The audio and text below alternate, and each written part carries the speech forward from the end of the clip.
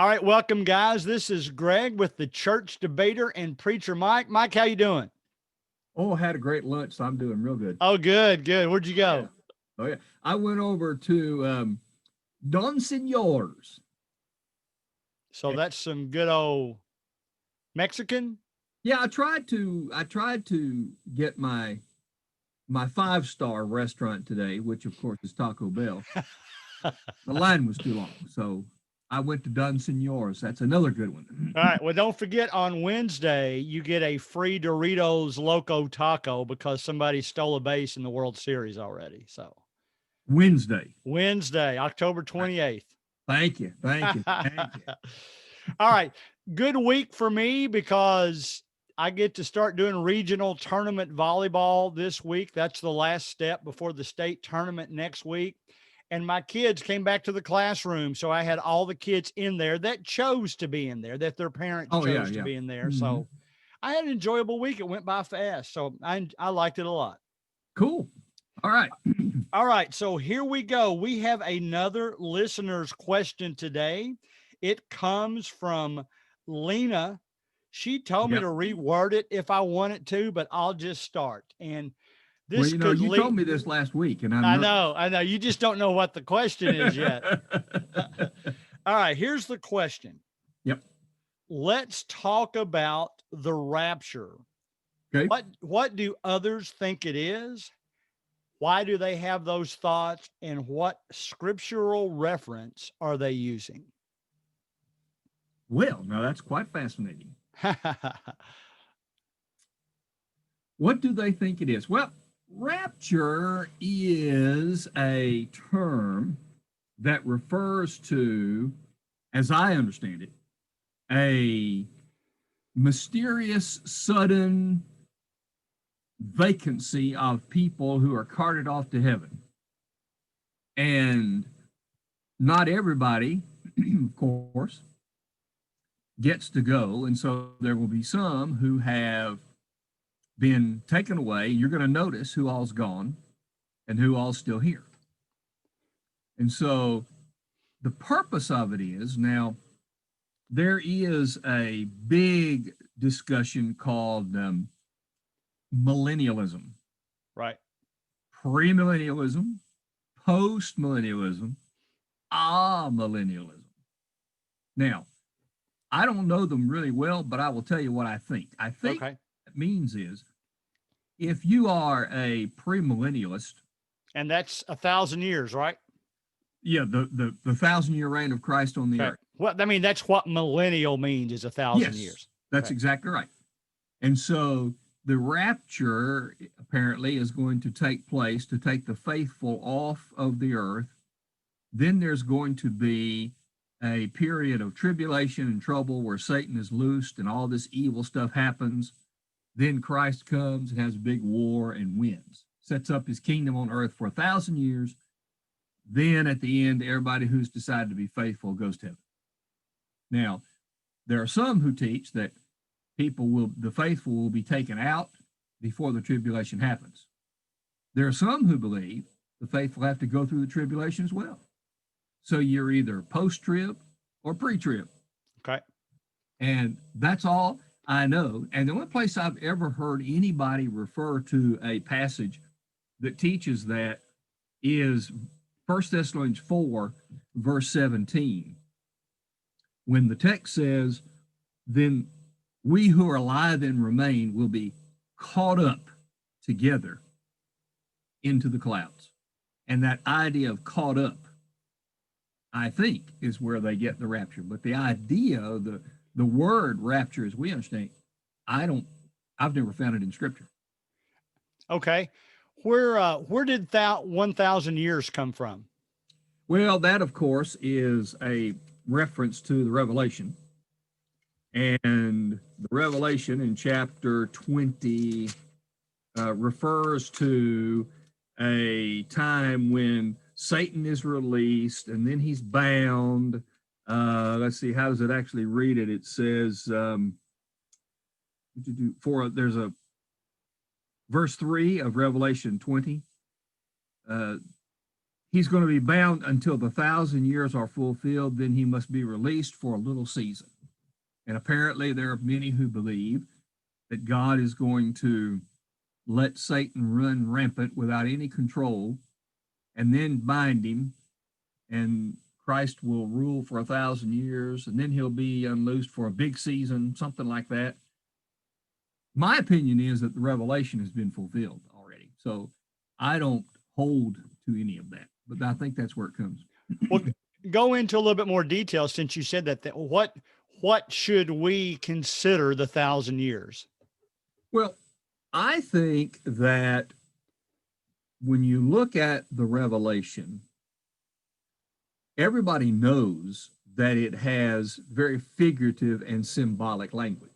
We all accept that. The question is, what does that language mean? Well, I believe that in any kind of a figurative or symbolic statement in Scripture, the Bible has to tell you what the meaning is.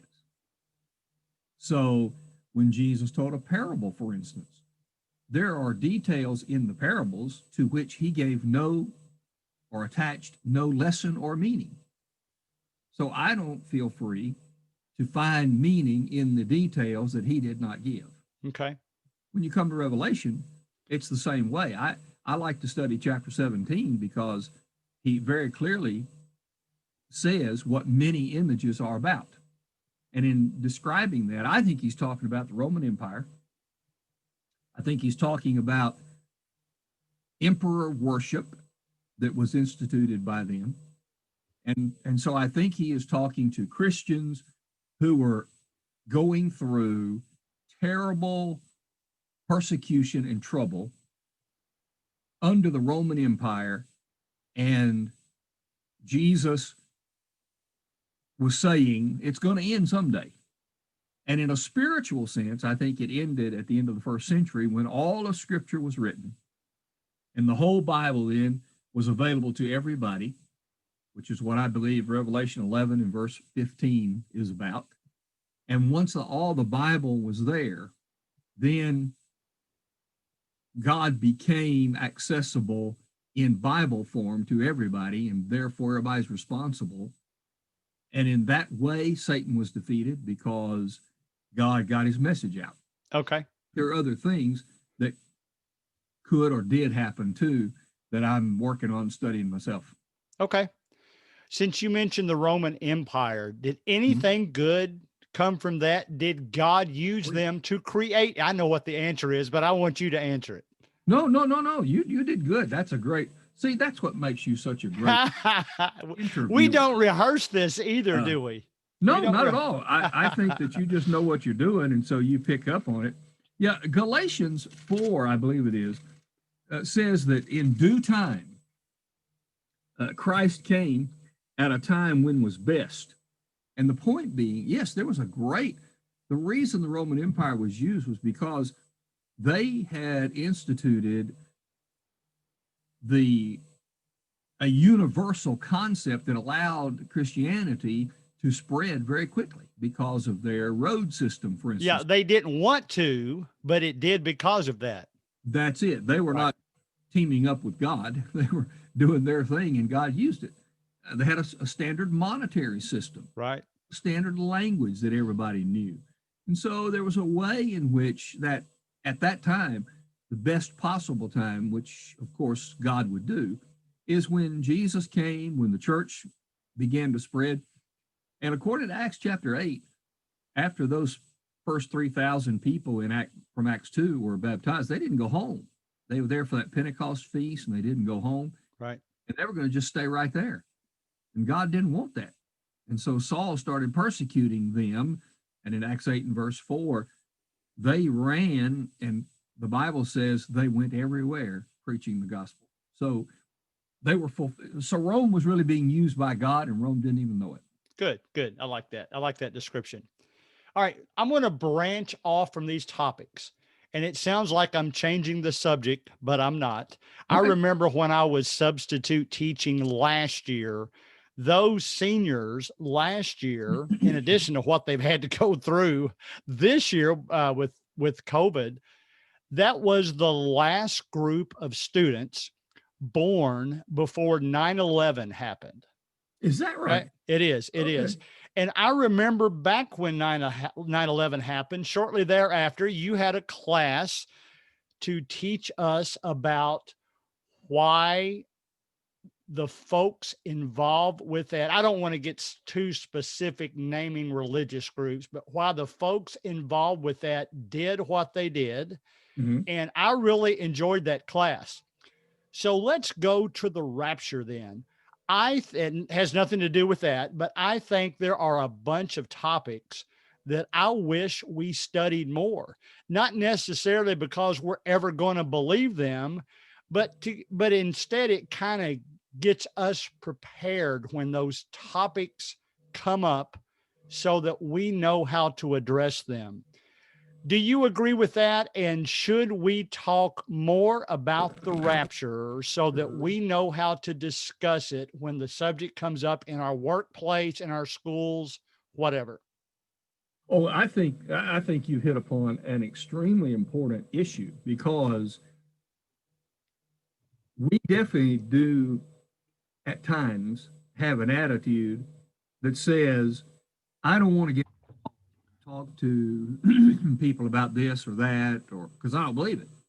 Well, it's hard for us to take what we believe and apply it to people who don't believe until Right, we they do believe. right. And so, yes, I think we should listen and study everything that we can to hear what we need to do in order to teach truth when it comes up. I'm absolutely on your side with that one. Okay, well then let's go to I brought up taboo topics last week. So that I feel personally we should teach and or preach more about. Mhm. What do you think some of the taboo why do I keep saying that? I must have watched a Disney. Maybe I'm thinking of Blue. Taboo. What are some of the topics that we don't discuss enough? And it hurts maybe adults and our children because they're not prepared. Because you know that any topic we don't talk about in the church, they're going to learn from the streets. So, what is church's responsibility to talk more about topics like that? I don't know if this is why you brought it up, Okay, but it is during these times that these kinds of questions come up because sure. of the voting that we're about to do Right, or right. that we're doing. And we're trying to decide, what am I going to do? How am I going to vote? What topics are we talking about? Well, I think there are two different types of topics. And I have what I would call a higher category and a lower Oh, category. yeah, absolutely. My number one thing when I consider someone in a campaign running for an office is to find out how they, what they believe from what they say on moral issues that are, I think, very important to this country. I think those issues we need to talk about a lot. Moral issues like the sanctity of life, both at the beginning and at the end. The topics concerning marriage, how important is the nuclear family, and what other kind of families are out there, and should we support that kind of thing? The issues about whether or not we have freedoms to worship in the ways that we choose to worship.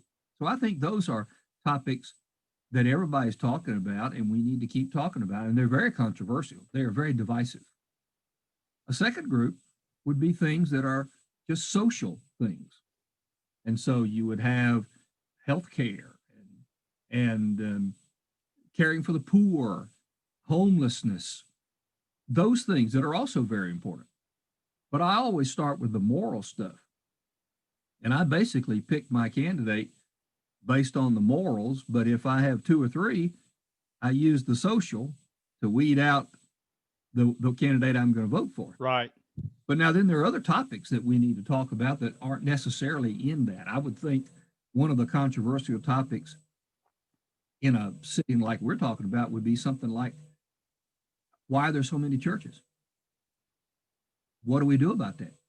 Does God like the fact that we've divided ourselves up into so many different churches? Right. Think about that. Well, I think we could probably talk more about, well, why is it that, for instance, we have a different view than a lot of churches on what the role of women would be Right. in the worship and in teaching and that kind of thing. I think that needs to be talked about because they're confronting it everywhere. These are some things that I think are extremely important. Okay, good, good. Before we leave the candidates, would you classify any candidate as a super moral person? No. Okay. My point is, you could pick out any candidate and find things wrong with them. That's right. You could pick out Greg Collins or Mike Johnson and also find things wrong. So that's exactly right. When I hear comments like, how could you vote for that person? Well, there's still some things I believe because of the Bible that maybe I think this candidate believes more in than another candidate. And that's probably what I'll base my vote on. But I know at the same time, there are plenty of people in the church you go to and the church I go to that they've got a reason that they believe in a certain candidate and they're Christians too. And That's it's right. not all the That's same right. candidate. So Nope. Nope. And I, again, the way I do it is not what I'm saying is the only way to. True. But I do. If I find a candidate in that first level of issues that I think are biblical. And there are some of those this year too. There are. And if I find my candidate right there, then I don't really even consider what they teach. Right. I agree with that. Issues or even international issues. I just don't do it. Okay. They're not important. It's just that I believe, in fact, I was telling someone this the other day.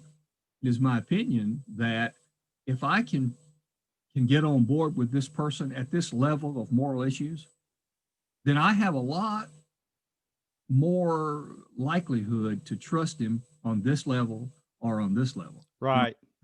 And so that's what I do. And we have to remember too, in my opinion, I don't think we're voting for people. We're voting for ideas that happen to reside in that person. Right. And if I'm voting for a person and I want that person to be perfect, then I can't even run. Right. I vote for myself. For sure. Right. Me too. Last thing I'll say about that. See if you agree with me. Okay. If my candidate doesn't win, I am still going to support the office of the president. That's fact. Yeah. And pray for him. Right. For sure. 1 Timothy 2 says that we're supposed to pray for kings and rulers and everybody who's in authority. I don't care whether they are, even if it was, in fact, Paul was writing during the Roman Empire when they had a terrible emperor. Well, same with Romans 13. That falls into that category too. Exactly. Right. Exactly. Right. So, yes. All right. Well, let me bring up this one isn't really. May I say one more thing? Absolutely. The best friend that any government has ever had is a true Christian. Right. I don't care if it is a dictatorship. I don't care if that's an evil government, because a true Christian is going to pray for and support the concept of government. Really good. Good job. I agree with everything that is done. Yes. And before we leave this topic, the last thing I'm going to say is, if you want to know how much God was in the minds of the men who started this country, just go back and read the documents. That's all fact. you have to do. That's and fact. Why we've gotten so far away from that, I don't know. All right, Amen. Let's move on to, we're still in to taboo topics. I'm not going to try to say it anymore. Taboo topics. One thing that makes us uncomfortable to talk about, and I know since I'm teaching middle school right now that it's happening, whether we want to talk about it or not. Mhm. What should be the church's responsibility in talking about relationships with the opposite sex to our school age children to prevent them from just picking up the worldly view if we don't tell them what the biblical view is? How often should we be teaching that, preaching that to our kids? My answer to that has a foundational point to begin. Okay. And that is a very common sense approach. When I listen to parents or adults that are working with kids, it amazes me how quickly, how stringently, how absolutely certain they are to create a mindset in those children for certain things. Right. For instance, I have never met a parent who did not insist that their children brush their teeth. I like that. Have you ever met one? No, I haven't. I haven't. I've never been able to say to a kid, did your parents let you just go without brushing your teeth? And they say, well, no. So, and I've never met any really good parents. I've met some that mess up, but I've never met any good parents who just let their children stay up all night long and run the neighborhoods. Right, right. Never. Okay. Why? Is it because they are trying to show the control, or are they trying to develop a mindset? Well, they're trying to make them disciplined people in that common sense way. Why is it that Christian parents can't be as forceful and clear on topics like sexual activity? Because you're trying to develop a mindset. And if we can develop a mindset that keeps them away from that activity until they are married, we will do them a favor, and it's good for them. Instead of, I had a parent one time who said, I have told my children that I don't want them in a back seat of a car so they can come to our house with their person, because then I control it. What kind of thinking is that? I mean, if every child would say, hey, that's pretty good stuff, but that's ridiculous. That same parent, I guarantee you, made their children brush their teeth. That to me shows that we're just afraid for some reason to instill moral values. We need to talk about it all the time, and simply said, don't do it. That's what we need to teach, and we need to tell them why. And there are dangers. There are heartaches. There's all kind of stuff that if you can avoid it, you're not going to have problems the rest of your life. So yes, good question, good thought, and the answer is we need to talk about it all the time. Right. I agree. And, I even like to throw in, and even though it's still in line with the Bible topic, the Bible, what you see in the Bible about it too, save that specialness about you for your spouse. I mean, save it for your spouse. And, And I know there are topics that we jump up to the edge of something. That's a good way to say it. I'm going to head right up to the edge right now. All right. It's a fact. Here's a fact. If two people save themselves for marriage, neither of them will ever be able to compare the other one to someone they've had before. Good. Good. And as far as that's concerned, you become the best one who ever was there. See? Good. Then I also had a Christian fellow tell me one time, or say, that he had been with so many women in his lifetime till he decided to live for Christ. He married this pure Christian girl. And he said, I cried on our wedding night because I had so many images of other women. I figured that's what you were going to say. Yep. Yeah. But good. That's good. Really good. let's close with this thought. All right. Okay. All right. Let's see if this sounds like a poem that could describe a church. And you're going to recognize this, so you know what I'm doing. Okay. All right. Making your way in the world today takes everything you've got. Taking a break from all your worries sure would help a lot. Wouldn't you like to get away? Sometimes you want to go where everyone knows your name and they're always glad you came. You want to be where you can see our troubles are all the same. You want to be where everybody knows your name. Now, you know what that's the theme song from. It's the theme song from Cheers, which was a TV show about a bar.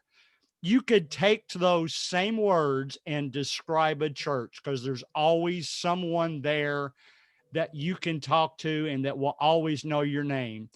Isn't it sad that some people choose the bar instead of the church? Greg, I'm going to make you a promise. I'm going to preach that. I'm going to preach that. I'm just your straight man.